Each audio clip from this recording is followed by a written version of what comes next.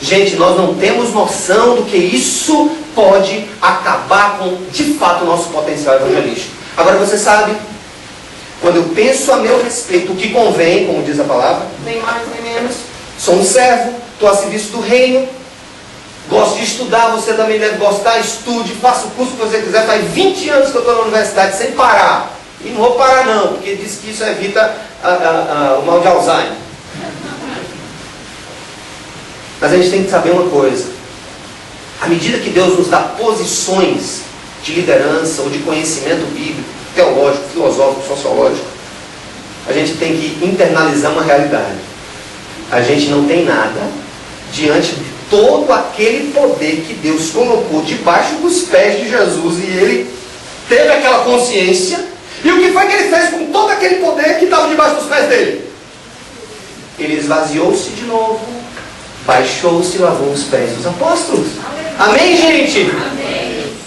Então, esse é o primeiro ponto. Segundo, sim, quer transformar a sua comunidade através do Evangelho? Sabe quando é que isso vai acontecer?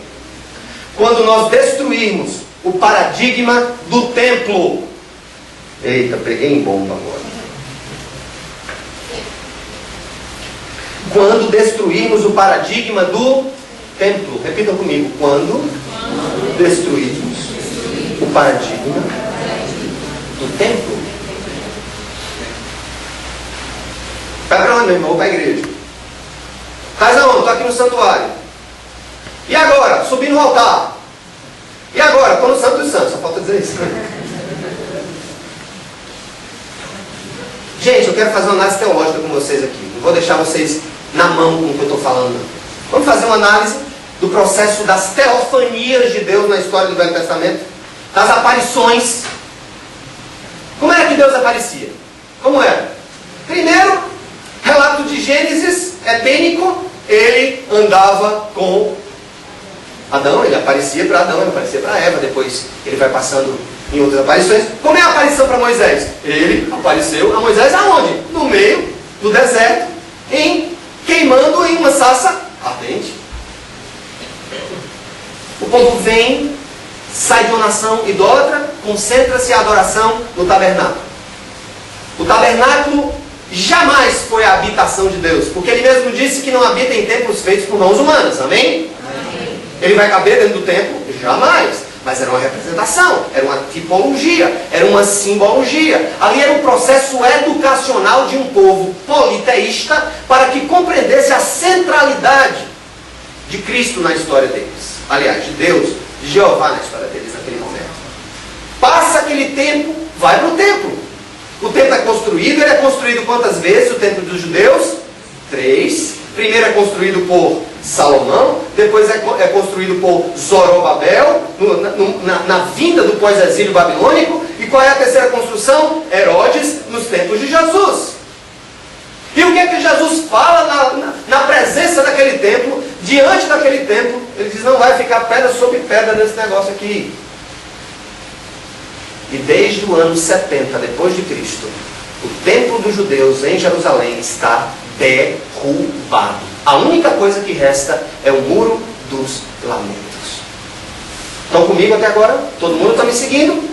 Paralelamente a isso, Jesus faz uma transposição cultural, porque ele queria que o Evangelho fosse compreendido na perspectiva encarnacional e não na perspectiva cultural. E ele chega em Samaria, começa a conversar com uma mulher, e a mulher faz uma pergunta célebre, João capítulo 4. Senhor, onde é o lugar da adoração? Onde é o templo? Onde está o templo? É aqui ou é lá em Jerusalém? E o que foi que ele disse? Minha amada, vai chegar a hora, e já chegou, que Deus procura os seus verdadeiros adoradores naquele que o adoram em espírito e em verdade. Igreja primitiva se reunia no pátio do templo. No pátio do templo. Do lado de fora do templo. E nas casas. Ou cavernas. Mas hoje não. Não queiram me dizer que o que eu estou falando é exagero. Hoje nós passamos ainda por uma verdadeira adoração do espaço físico. Nós adoramos, estou dentro do templo, estou fora do templo, não é isso? Estou dentro do templo, estou fora do templo. Qual é a mensagem que eu passo para o cara que está na rua? Eu não vou entrar no templo, porque esse povo é tão santo que eu tenho medo de entrar e cair na minha cabeça. Eu tenho medo do templo. Agora, pentecostal faz isso, tradicional faz isso, neopentecostal, todo mundo diz isso. Templo, lugar sagrado, santuário, altar. Que altar? Que altar? Aí o povo diz assim, né? Não tem uma frasezinha que os evangélicos gostam de dizer para os crentes, né? Vou até olhar para a câmera. Sai de Babilônia, meu povo. Então assim? Babilônia, entenda-se catolicismo romano, né? Sai de Babilônia, meu povo. Vou dizer uma coisa, que eu vou ofender vocês de propósito. E quem for pastor aqui, o professor não quer nem saber. Nós somos mais católicos do que o que nós pensamos, no que se refere aos erros do catolicismo. A estola virou paletó e o sacrário transformou-se no altar dos grandes da igreja. Uma vez eu chamei um irmão lá na frente para dar um recado. Meu irmão, você fala tão bem em público. E ela vem falando em tanto campo. Porque eu tenho medo de subir aqui no altar. Então tá bom, fala aí de baixo pra ele.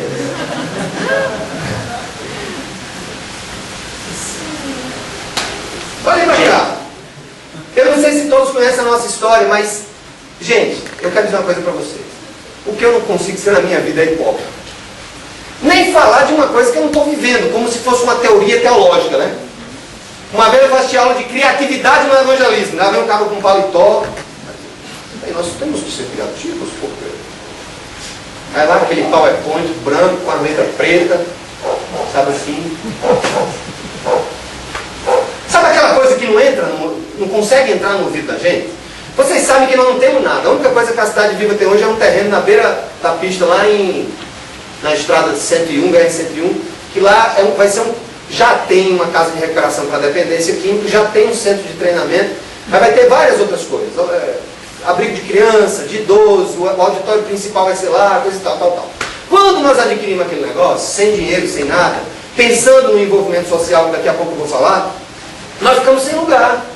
Aliás, nós nos reunimos de casa em casa e muitas vezes de canto em canto. Eu acho que eu sou o cara mais herege. Olha, se for pensar na particularidade do templo como paradigma, nós fomos para a casa de show, primeiro. Depois para um colégio católico, lá no Bessa, Pio XI. Papazinho bom danado, Pio XI. Depois fomos para um shopping.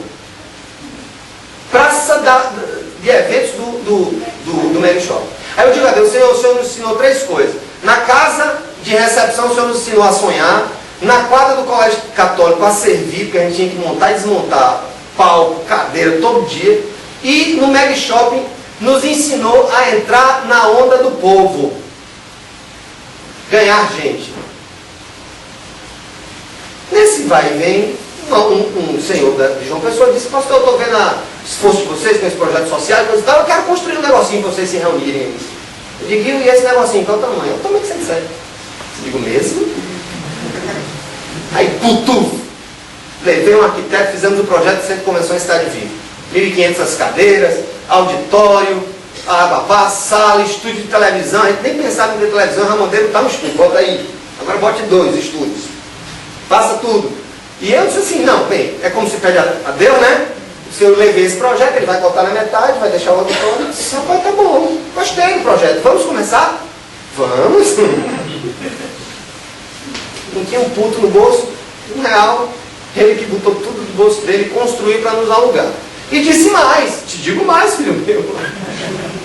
Ele disse: você vai fazer o seguinte, eu vou deixar que vocês aluguem esse lugar, subloquem o lugar, para poder pagar o aluguel que eu vou cobrar desse lugar. Vocês estão entendendo a dinâmica como foi? Para adquirir este DVD, acesse www.gospelnews.tv, a TV que leva a verdadeira palavra de Deus até você.